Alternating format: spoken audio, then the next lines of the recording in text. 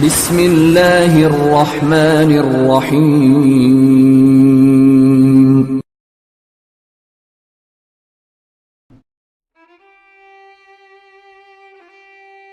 Abu Thalib menyeru kepada seluruh Bani Hashim dan Bani Muthalib. Wahai Bani Hashim dan Bani Muthalib, hendaklah kalian menjaga keluarga kita, Muhammad. Seruan ini mendapat sambutan hangat dari seluruhnya, baik yang telah masuk Islam maupun yang tidak, kecuali Abu Lahab.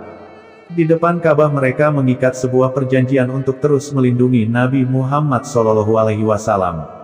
Fanatisme kesukuan dan kasih sayang keluarga Nabi menjadi kekuatan tersendiri bagi dakwah Islam. Meskipun tidak semua dari mereka menerima dakwah Islam, tetapi mereka bersatu menjaga Nabi, bahkan rela berkorban. Hal ini membuat kaum kafir Quraisy semakin geram, berbagai usaha untuk menghentikan dakwah Islam terus dilakukan. Sampai akhirnya mereka berkumpul di kediaman Bani Kinanah, berniat untuk melumpuhkan Bani Hashim dan Bani Muthalib. Di sana mereka sepakat tidak akan menikah, tidak melakukan transaksi jual beli, tidak berkumpul, tidak berkunjung dan tidak akan berbicara sama sekali dengan Bani Hashim dan Bani Muthalib, sampai Bani Hashim menyerahkan Nabi SAW untuk dibunuh.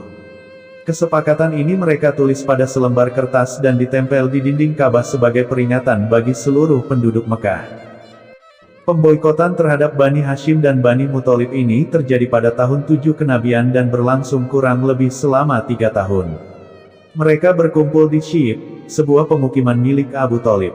Setiap ada pedagang dari luar Mekah, kafir Quraisy langsung memborong barang dagangannya dan tidak menyisakan sedikitpun untuk Bani Hashim dan Bani Muthalib.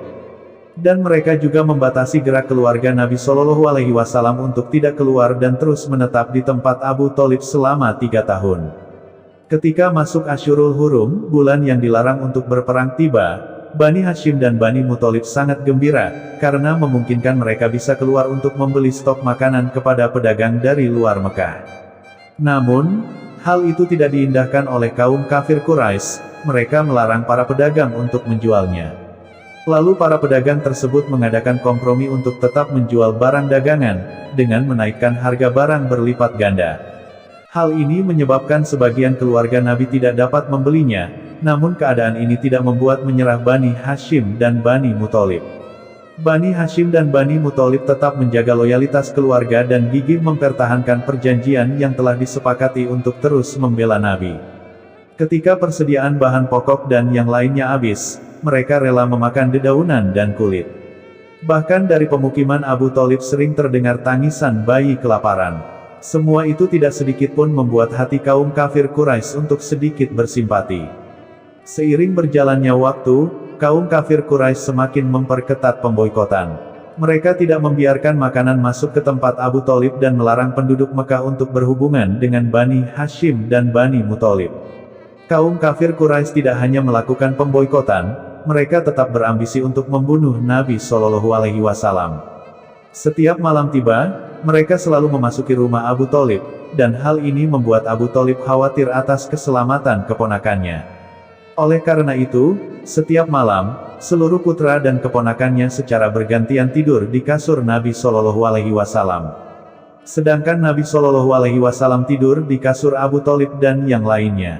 Suatu hari, Zuhair putra dari Atikah binti Abdul Muthalib, ia membicarakan terkait dengan dihentikannya pemboikotan. Ia berdiri di depan orang-orang Quraisy dan berkata, "Wahai penduduk Mekah, apakah kita bisa menikmati makanan, memakai pakaian, sementara Bani Hashim binasa?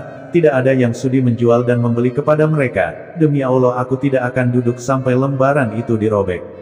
Pernyataan Zuhair ini didukung oleh Hisham bin Amr, Mutim bin Adi, Abu al-Bukhari dan Zamah bin al-Aswad. Ketika perselisihan berlangsung panas, Abu Thalib datang menemui mereka.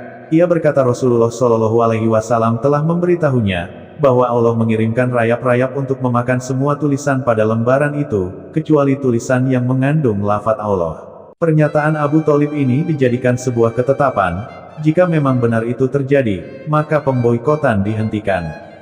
Kemudian Mutim bin Adi menuju Ka'bah untuk melihat lembaran itu, dan ternyata perkataan Abu Thalib itu benar. Ia mendapatkan lembaran perjanjian itu telah dimakan rayap, kecuali lafaz Allah. Sejak saat itu seluruh keluarga Nabi Shallallahu Alaihi Wasallam dan umat Islam terbebas dari pemboikotan dan mereka bisa keluar kembali sebagaimana mestinya.